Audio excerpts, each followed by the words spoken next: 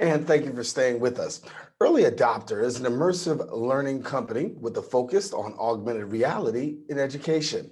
They have a passion for engaging students in project-based learning.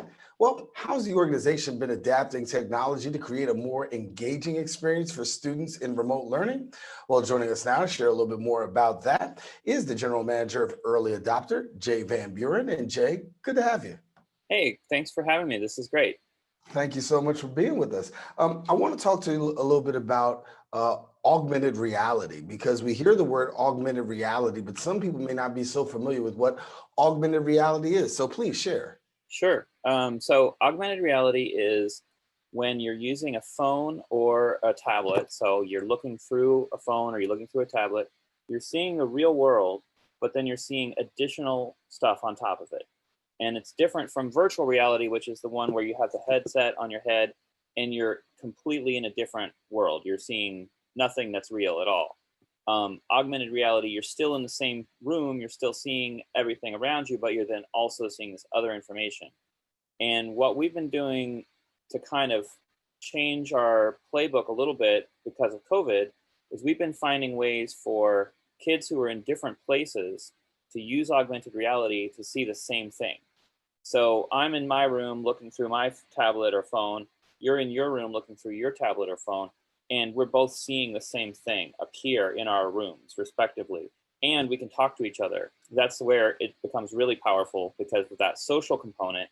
We're able to talk to each other while we're looking at these things together, and it makes it a conversation, and it's kind of magical. When we first did this, we were just blown away by how it felt for us, and we knew it would be exciting for kids and for parents and teachers, obviously, too. You really do feel like you're in the same room and you're talking about, this material together. And even though you may be separated because of COVID. Yeah. So I know for every parent, it's a real struggle just to make sure that their kids stay connected virtually, right? And even for us as adults, sometimes it's a little, it's quite problematic being connected, given the fact of all that's going on. You got multiple people in the same house sometimes. But talk to us about the feedback that you're getting in terms of this, because this is really a game changer of sorts. Yeah, I think it is. So we're working with, right now, we've been working with Avenues, the World School, and they got really excited about this technology and started using it. And they're actually using it in 2 days. There's going to be another event that they're doing using this technology. So we're all getting ready for that. The feedback that we've been getting is really positive. Zoom fatigue is a real thing. It absolutely is. I think that I know certainly with younger kids, it's hard for them to sit in one place for a long time and stare at a screen.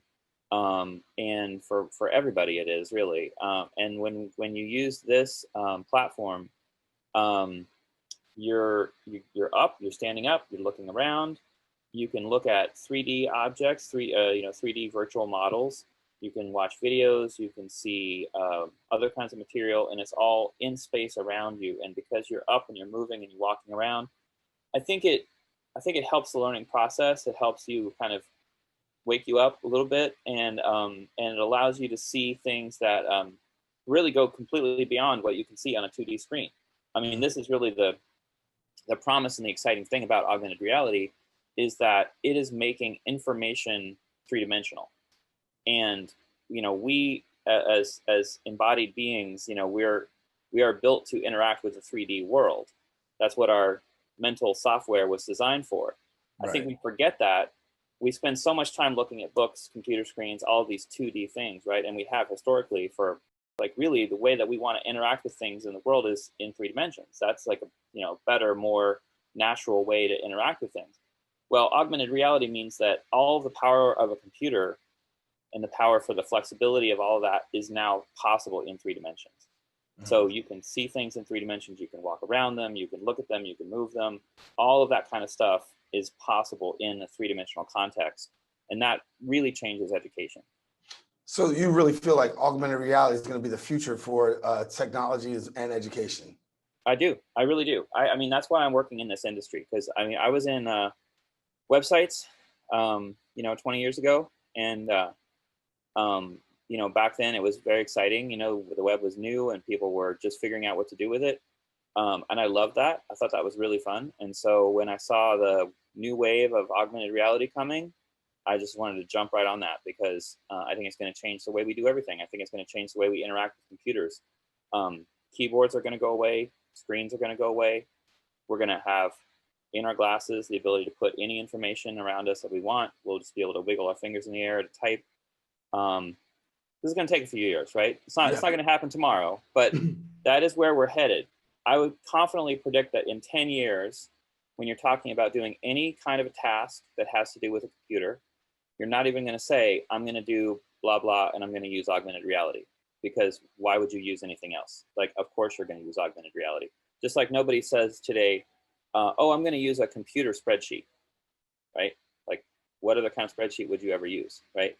So same thing's going to happen with AR. It's going to just be how we interact with computers.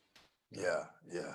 And so for students, how easy is this? I mean, obviously we talked about, what it brings to the educational forefront, but how easy is it becoming from the lens of a student?